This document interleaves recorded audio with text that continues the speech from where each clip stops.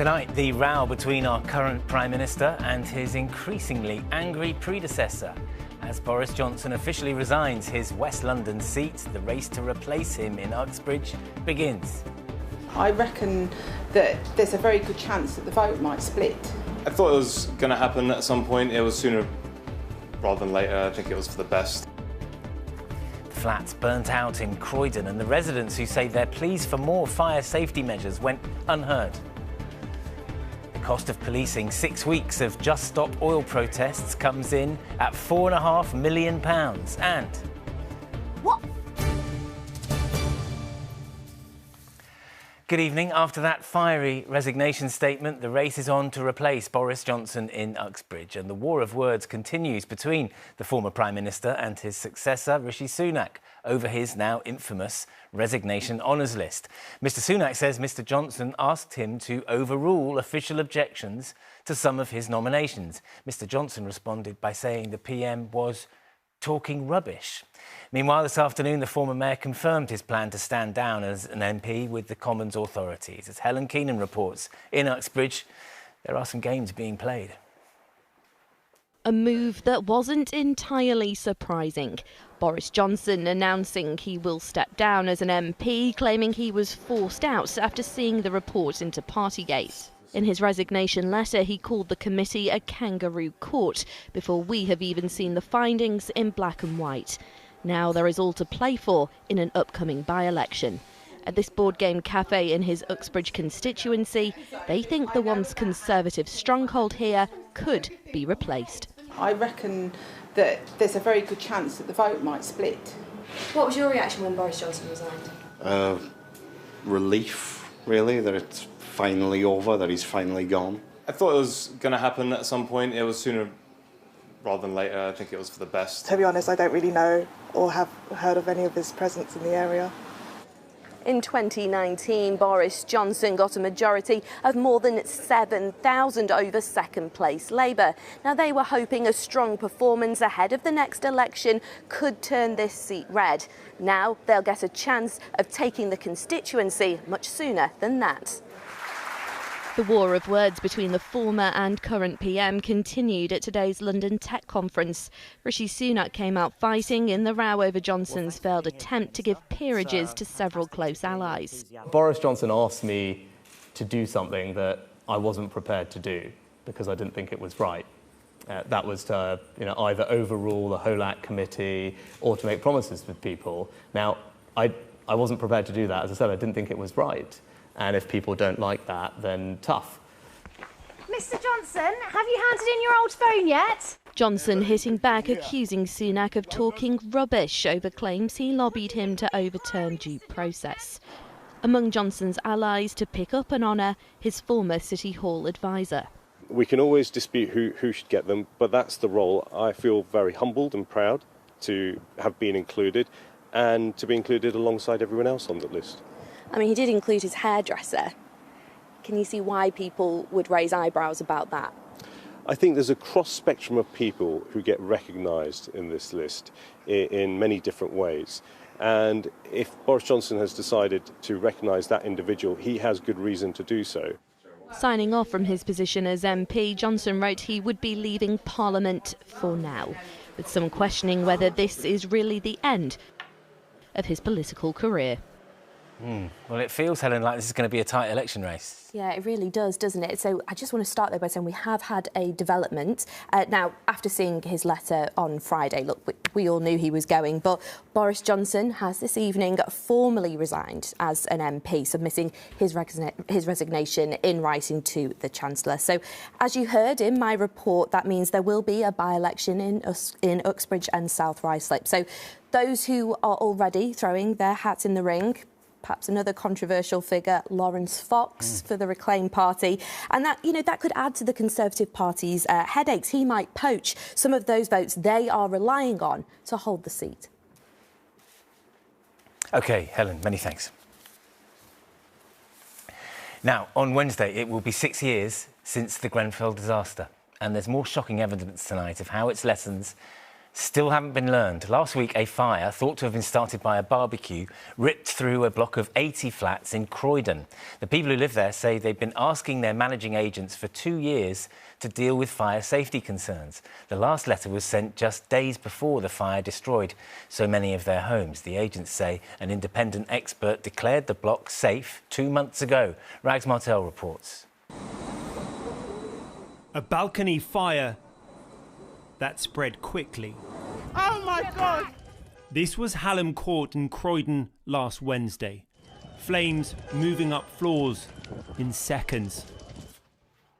Jen Snook lives on the top floor. Wow. She showed us round her flat. Oh my God. The landlord describes this as an external fire. When did you first notice there was a fire?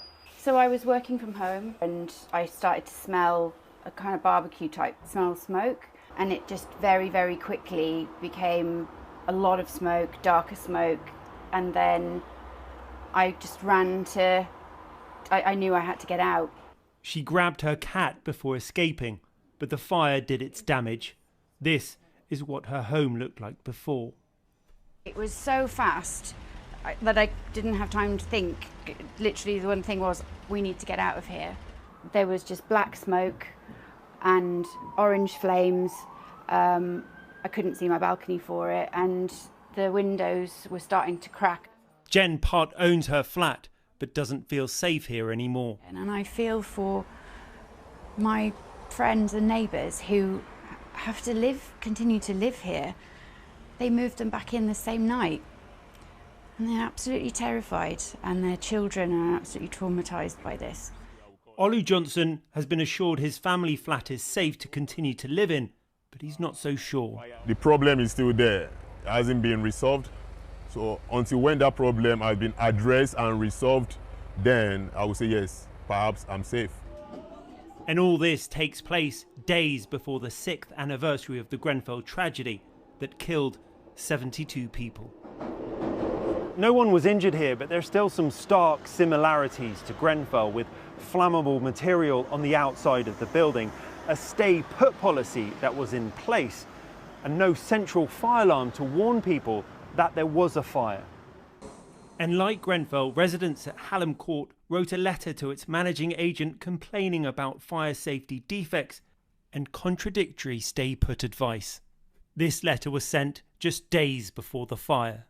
It's almost 6 years to the day since Grenfell went up. Why on earth is there still flammable material on the outside of blocks where people are living? There are people here who are disabled, there are children who are living here. I mean, thank goodness nobody was hurt in this disaster, but think what might have happened had it been later at night. A lot has been done, but there's a lot still to do. And of course, one of the things that we need to do is to make sure that buildings are safe, that we remove the ACM cladding that contributed to the tragedy. The managing agent, Southern Housing, told us that they wrote to residents in April saying that their independent fire safety engineer concluded that the building was safe to occupy and that they're now continuing to support all residents at Hallam Court. But for all those who live here, home no longer feels safe. Rags Martel, ITV News, Croydon. A financial analyst who was caught making explosives at his home in Red Hill in Surrey has been jailed for 8 years. The judge said 47-year-old Assad Bati harboured a deep-seated hatred against people he saw as enemies of Islam and found him a danger to the public in the future. Police found a stash of bomb-making materials after receiving a tip-off in 2021. And ambulance workers could soon step in on behalf of GPs to make decisions about appointments as part of a new plan to reduce strain on doctors and staff. At the London Ambulance Service will be the first to trial it. Paramedics could also deal with simple medical concerns over the phone. Next tonight, the 6-week slow walk campaign by the activist group Just Stop Oil has drawn attention to their cause and infuriated many drivers caught up in the chaos along the way. Now, the Met Police revealed almost 14,000 police shifts have been required to deal with the protests rather than other priorities. Well, Divya Kohli is at New Scotland Yard for us this evening. Divya, what else have they had to say? Yes, the stats the Met Police released today are simply staggering. In the last 6 weeks, the Just Stop Oil protests have cost the Met Police £4.5 million. But by far the standout figures, the ones that you've just mentioned, in the last 6 weeks, it's taken 13,770 police shifts to cover these protests, and in that time only 86 arrests were made. Now, activists have been causing disruption with their slow march protests since the end of April across London and at many high-profile events. But Just Stop Oil told me the money and the time spent is completely justified. The UN, the IPCC, these top climate scientists, says we have a short window of opportunity to secure a livable future. That's a matter of years. So, okay, 4.5 million, I'd much rather it was spent on other stuff. But in fact, the cost of our protests pales into insignificance when compared with the damage that's been done by oil and gas companies. And we'll get off the streets, we'll stop our protests as soon as the government makes a meaningful statement about stopping all new licences and consents for oil and gas and coal. Now, the £4.5 million spent by the Met Police on these protests is on top of another £7.5 million spent between October and December last year. The police say the arrest figures show they're taking operations seriously and will continue to take swift action to stop it. Demonstrations took place at Waterloo and Chelsea today and will continue over the coming weeks. Divya, many thanks. Still to come on the programme, we'll be talking vampire doctors, religion and West Ham. And it's fair to say the air is pretty sticky here in central London tonight, but so far so dry. However, there have been flash floods across the capital today. What on earth is going to happen tomorrow? Stay tuned and I'll tell you all very soon.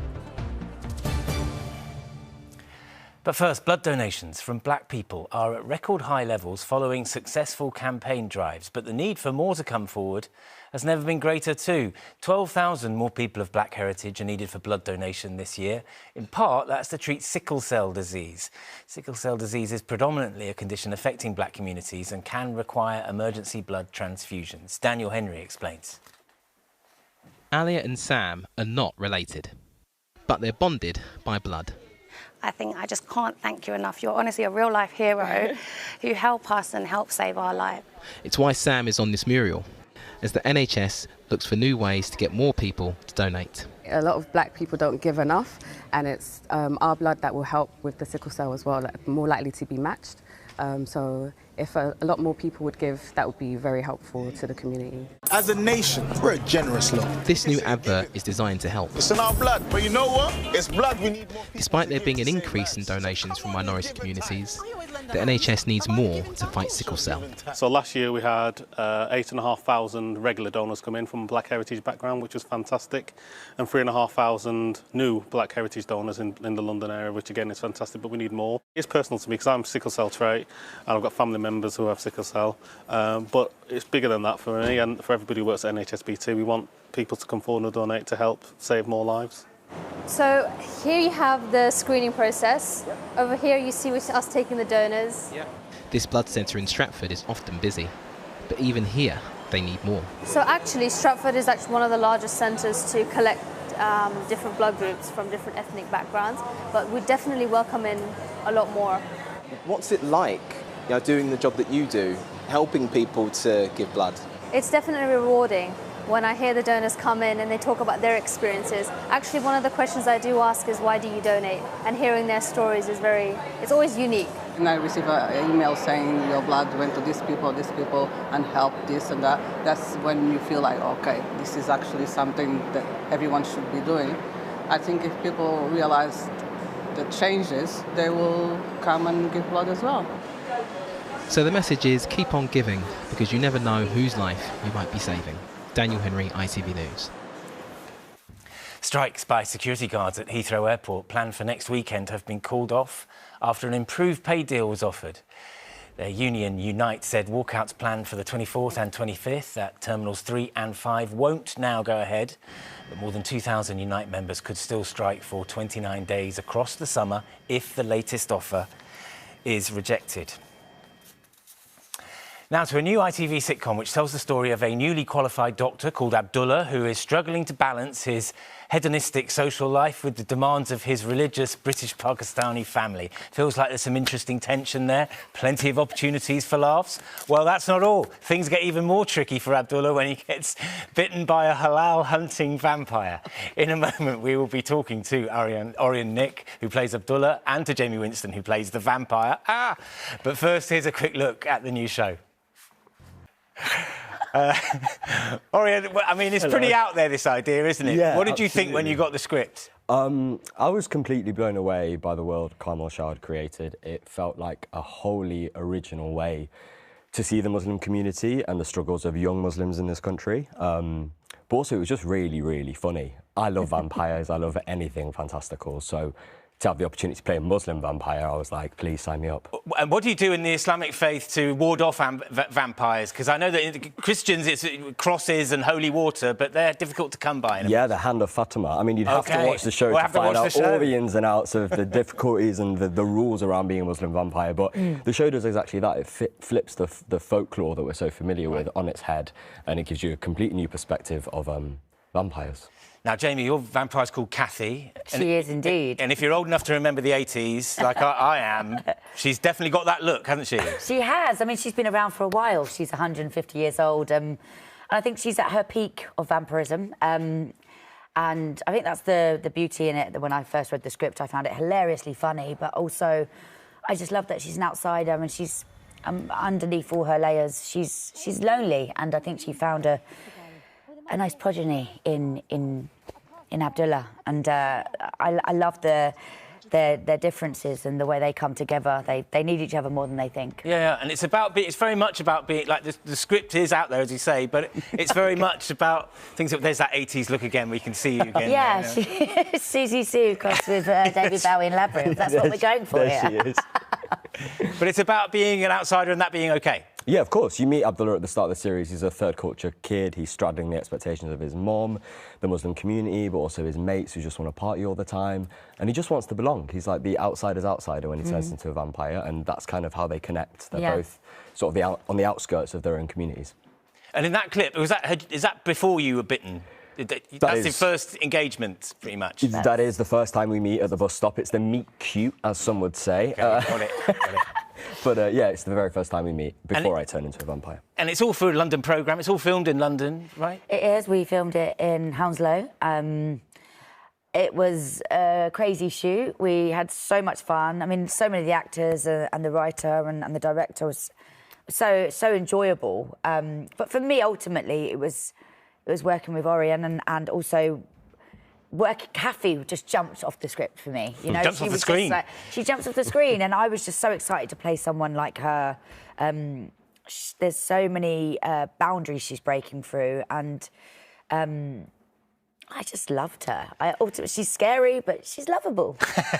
Now, look, you being a London girl, we didn't want to let you go without having a quick look at this.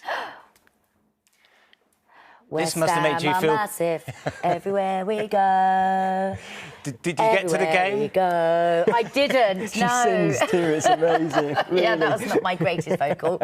I didn't get to the game, no, but my fiance did. Okay. So yeah, we were super excited, and obviously we brought it home. So yes, come on, you Iron.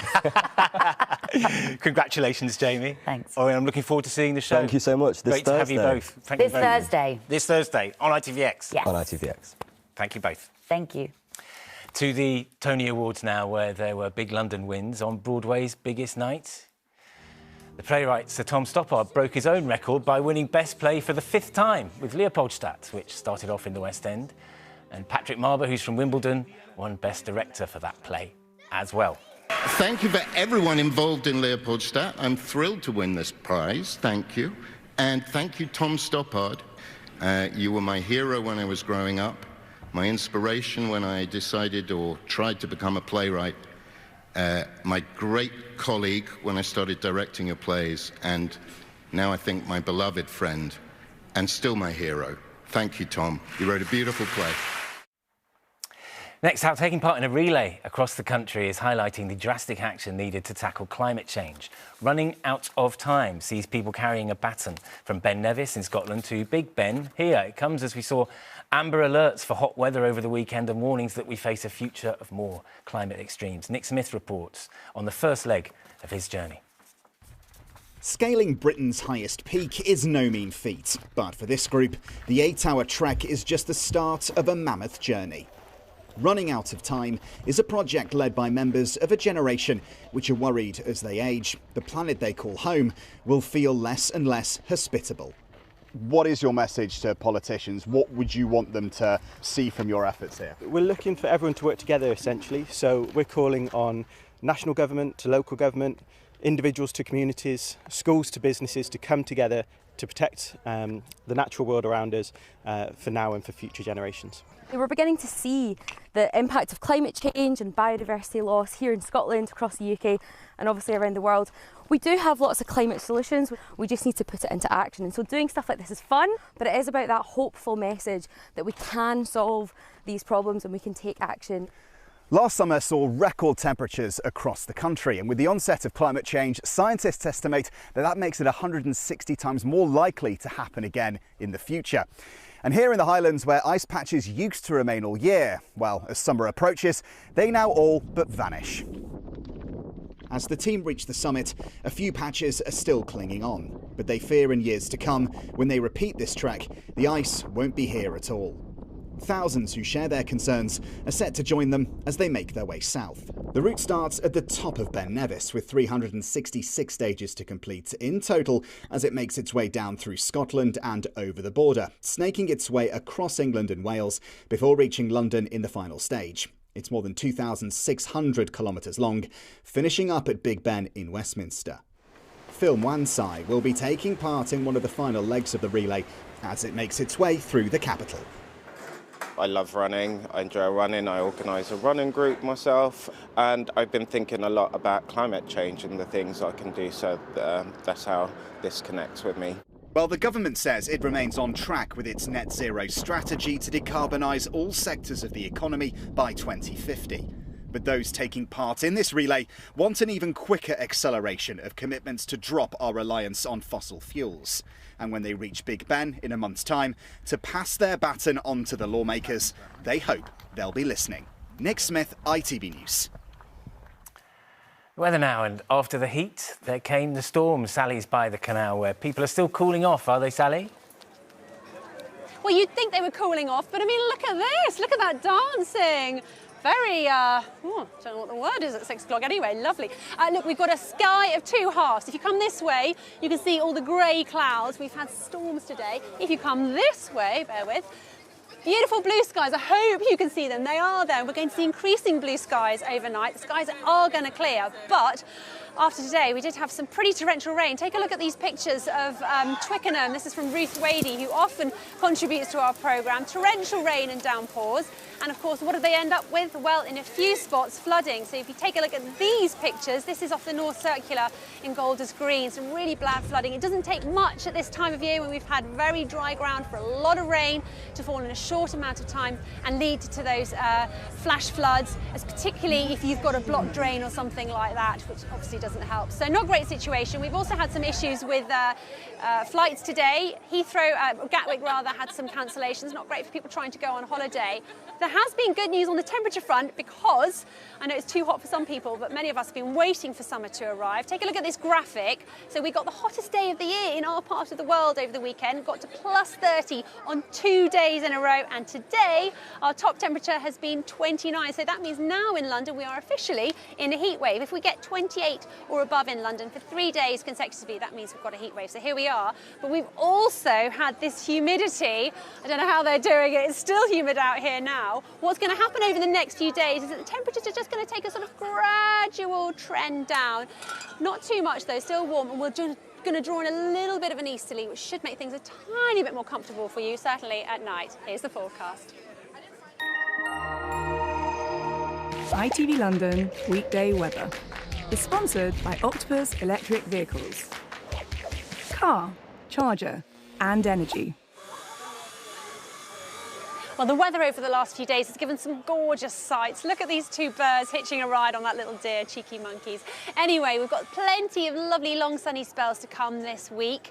It'll be mostly dry, but still that thunderstorm risk this evening and possibly a rogue shower here or there. But plenty of dry weather, still very warm and at the moment a bit humid, but that should start to ease up. So let's take a look at the detail for tonight. So that thunderstorm risk still in place, the odd heavy downpour, but most places dry. That cloud continues to break up as we go through the evening and overnight, and it should have all cleared by tomorrow morning. Temperatures, though, still pretty uncomfortable for sleeping, depending on your setup, down to the mid-teens, maybe London staying up at around 17 degrees.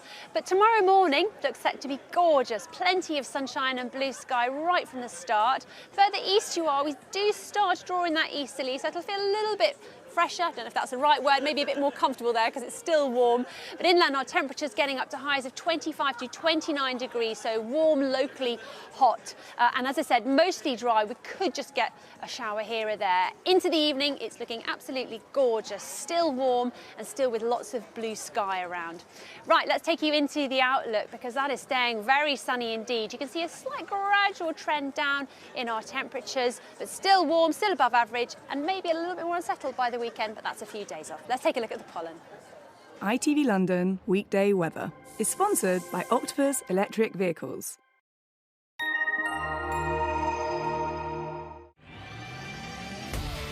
Hello, summer. Piri sponsors ITV Pollen Count. Well, that pollen is still a problem, I'm afraid, with this lovely weather, unless, of course, you've got a bit of rain, which should have cleared things out. Very high levels over the next few days of grass pollen and now nettle pollen and wildflowers blooming as well. But from us all here, lovely King's Cross, enjoy your evening if it's dry. I'll see you later on. Cheerio.